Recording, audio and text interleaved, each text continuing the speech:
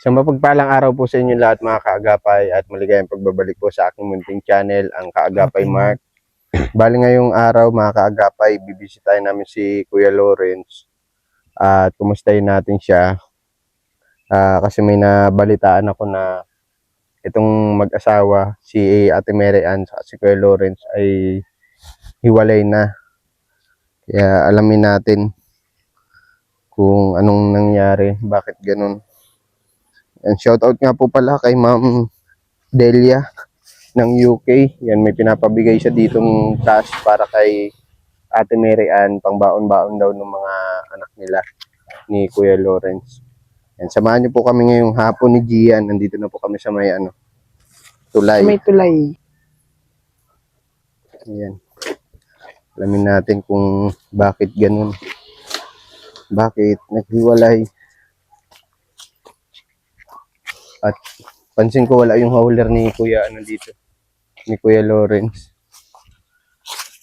Nakita ko na si Ate Mary Ann.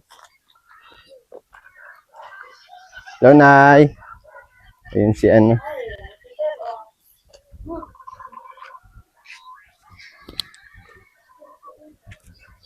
Kumusta?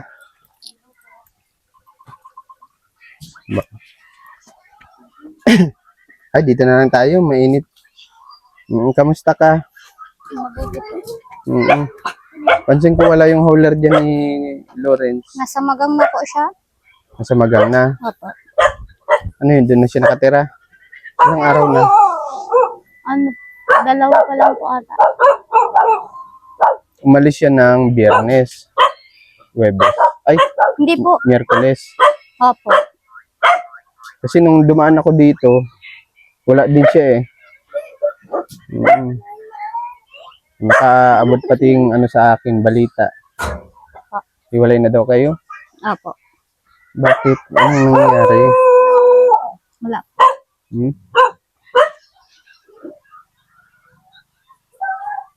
Ibig sabihin yun, 2 araw na yun. Yun na yung official na pag-iwalay nyo. Opo. E paano yung mga anak nyo?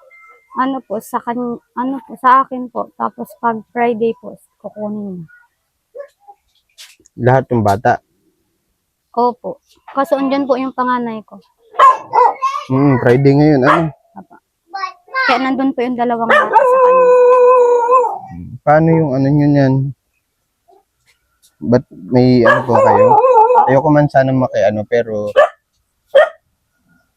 nung nagpunta ba ako dito ng huli, hindi na kayo magkasundo? Hindi na po. Sabi ko po kasi sa kanya, mag-uwi muna po siya dun sa atin niya kasi magpahinga nga po. Kasi po para din po yun sa kanya. Kasi sabi niya po kasi napapagod na daw po siya. Ano bang klaseng yung Kasi pansin ko sa asawa mo kay Kuya Lawrence, depressed na siya eh. Siya nga. Ano ba yung hindi niyo pagkakaunawaan? Dahil ba matigas ulo niya? Matigas ba ulo ni Kuya Lawrence? Opo. Tapos lagi po siya nagmumura. Lagi nagmumura? Sino na pagbubuntungan? Lagi po kami nag-aaway. Tapos yung mga bata po. Hindi po kami nagkakasundo. Dahil lang doon. Kaya kayo nagkaiwalay. Tapos sabi ko po sa kanya, kahit wag na po siya mag-alis din sa bahay. Tapos dito po ako kay mama. Tapos nag-alis pa din po siya. Madaling sabi, Mas gusto na daw po niya mag-isa na lang. sinong nakipag-iwalay? Ikaw o siya? Ako po. Ikaw na. Madalas ba kayo nagtatalo simula nung paralisado na siya? Madalas na kayo nagtatalo? Hindi man po. Kasi nag-message siya sa akin. Yung sabi niya, tulungan ko daw siya magpa-opera sa PGH. Kasi nga po nahihirapan na nga po siya. Tapos sabi niya po, napapabayaan niya daw po yung sarili niya. Tapos sabi ko po sa kanya, kung napapabayaan niya po yung sarili niya, maghiwalay na po kami kasi Di ano sabi ng mga anak niyo? wala po. Hindi nila hinanap si papa nila? Nasama man po yung 2 anak ko. Takas po yung panganay. Ayaw po niya. Kasi sa tagal-tagal ko nagbablog sa kanya, di naman siya nagsasabi ng problema niya. Kasi siyempre bilang ako, tumutulong sa inyo, ah, kumbaga para masana ma-resolve sana yung problema. Kasi lalo't mag-asawa kayo, magkasal ba kayo? Hindi po. Pero marami na din kayong pagsubok na pinagdaanan, no? Dahil ba, sa tingin mo, dahil ba ron sa naging kalagayan niya, kaya siya naging ganun, aburido? Siguro po. Madalas na siyang ganun pag ang feeling niya, parang wala na siyang silbi. Opo. Kasi pag tuwing nag-aaway po kami, masabi po yun. Napapabayaan daw po niya yung sarili niya dahil po sa amin. Tapos sabi ko sa kanya, kung gusto mo, intindihin mo na lang yung sarili mo. Ako maintindi sa mga anak po namin. Intindihin na lang po yung sarili niya. Para hindi niya po lagi susumbat sa amin. Yun lagi yung pinagtatalunan niya.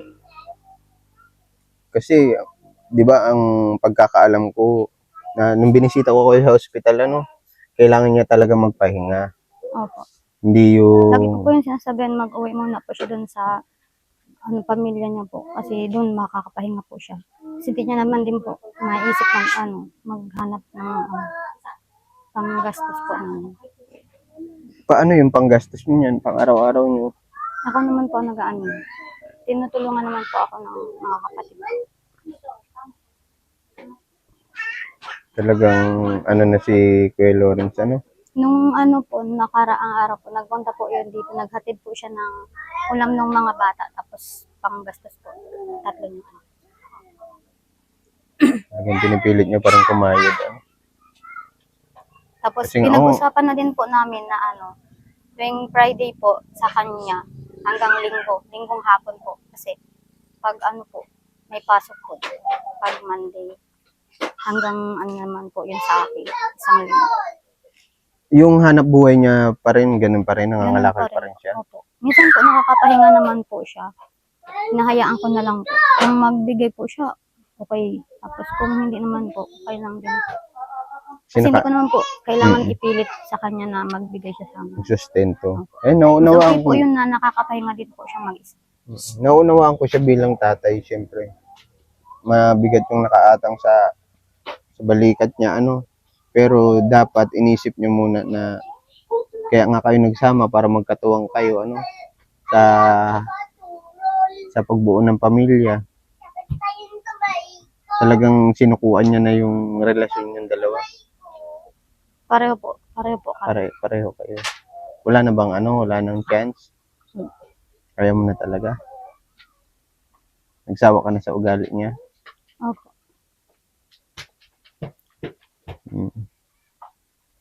Paano kaya ito? So, paano yan yung ko lang po, po, sana po tulungan niyo pa rin po siya. Kahit wag na po kami. Kasi dito naman si Kasi nanay mas mo. kailangan naman po niya kasi yung tulong. Tama ka Kaysa din. po sa amin. Nagulat nga ako nung nabalitaan ko yun. Hiwalay na kayo.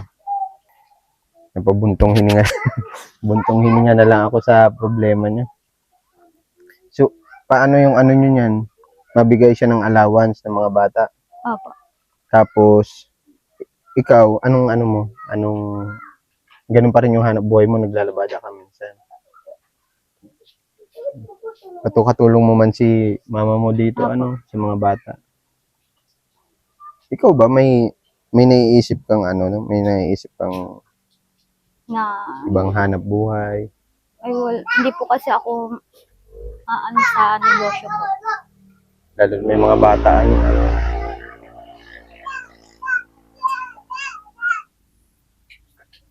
Hindi ko pa siya nabibisita kasi nung dumaan ako dito nung nakaraan, wala. Nandun po yung mga bata. Kinuha po niya kanina. Ganun na lang yung magiging setup nyo. Opo. Kaya nga lang, ang concern ko kasi, kung wala bang Siya ba maaalagaan yung sarili niya ng ano? Opo, marunong ano naman po niya, naalagaan naman po niya yung sarili niya. Mas maaliwalas po yung mukha niya ngayon kaysa po yung dyan po siya sa bahay. Nakaraan lang umiiyak siya sa akin eh. Yun na pala, may problema pala kayong ganun. Pero tignan natin ano kung paano pa yung magiging desisyon ni Lawrence. Sa ngayon gusto niya muna talaga mapag-isa. Focus muna siya sa hanap buhay. Ang inaano ko lang naman kasi sa kanya yung ano niya, yung sugat niya. Naalagaan niya naman po yun. Ngayon di na malala. Ewan ko lang po. Kasi hindi po siya nagpakita sa akin kanina. Basta kinuha niya lang po yung nilabhan na mga damit niya. Dito po yun nalagay. Pero ano, pag nagkatagpo na kami, kasi mini-message ko siya kung saan siya malapit. Sa ano lang po yun, sa Magang po, sa may Fairview 2. Okay. Doon po sa may daycare. May iskinita po ng papasok. Okay. Doon lang po ang bahay niya. Ginawa niya lang din po yun. Bahay-bahay niya. Opo. Sa tiyuhin niya yun, yung lupa doon. Hindi po. Ano po, kakilala lang po niya yung nagpatira doon sa kanya. Kamusta yung ano niya, yung service niya, napalitan ng gulong? Opo, napalitan niya na po. Siya nga pala, may pinapabigay dito sa si Ma'am Delia ha. Ito daw ay ano, pambaon-baon ng mga bata. Kay Lawrence na lang po. Kay Ah? Lawrence yun na lang po ibigay. Kay Lawrence. Opo. Sigurado ka? Baka kasi hindi ako makabalik dito, ito ang bilin sa akin. Sige. Ito ni Ma'am Delia, pambaon daw ng mga anak mo. Tanggapin mo na ito at para may pambaon yung mga bata. Thank you po, Ma'am Delia, dito sa pera ko. Para kapating ano ngayon, puyat-puyat ka. Hindi. Ang ano ng mata mo, para kang puyat. Pero sana, di ako makapag-isip ng ano kung paano yung sitwasyon nyo kasi parehas na kayong ano sumuko na sa relasyon nyo no? Pero sana yung bata huwag mapabayaan.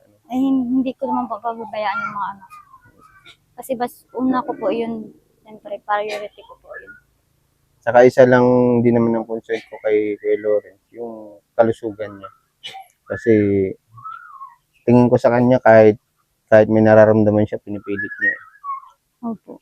Kaya lalo lumalala yung sugat niya. Kaya po sabi ko po, mas kailangan niya po yung tulong ninyo. Kaysa sa iyo. Ilan taon na ba kayo nagsasama? Ano po? 10 years pa ata. 10 years. Kasi ano na po yung panganay ko po. 9 years old na. Sayang naman yung relasyon niyo.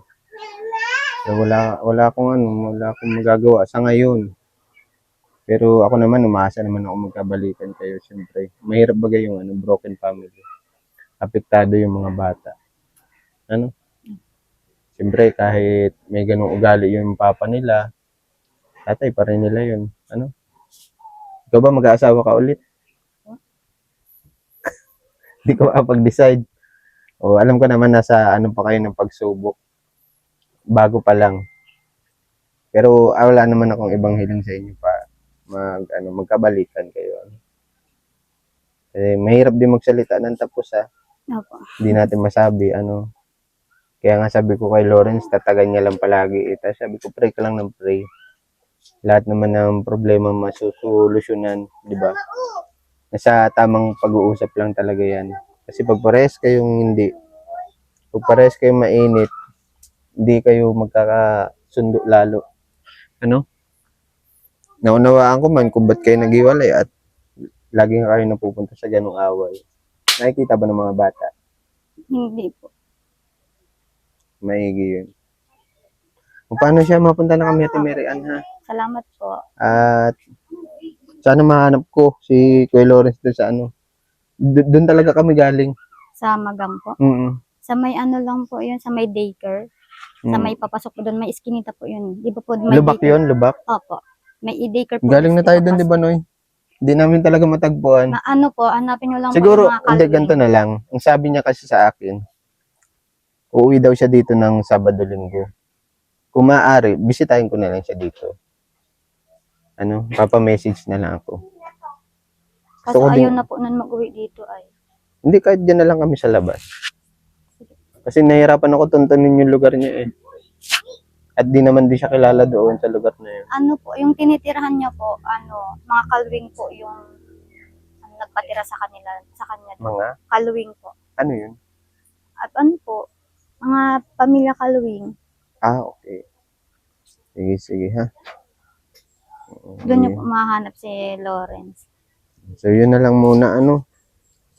At, sana, gabalikan pa din kayo. Giisip si Ate Mere. Pero wag mo na isipin ngayon yun, ano. Importante, focus muna kayo sa mga bata, ano. Yun naman ay, problema mag-asawa, eh. Ano.